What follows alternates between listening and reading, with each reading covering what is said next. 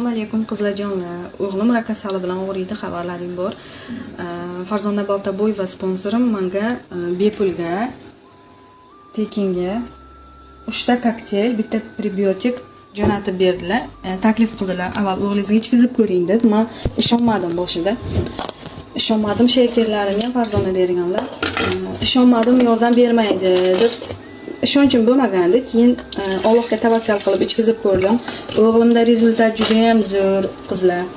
Ham ozdirdi, ham ichini keltiryapti. Ichi kelmasida 10 kun, 12 kunda svecha qo'yib yoki skori chaqirib ichini keltirib olardik. Hozir har kun ertalab shundan ichganni hisobiga rezultat zo'r. Ichi har kuni keladi. 4 kilo ves tashadi. O'zini yaxshi his qiladi. Ancha foydasini sezdik. Baribir bu rakka foydasi bo'lmasa-da, lekin zbor ketyapti, pul yig'ilyapti,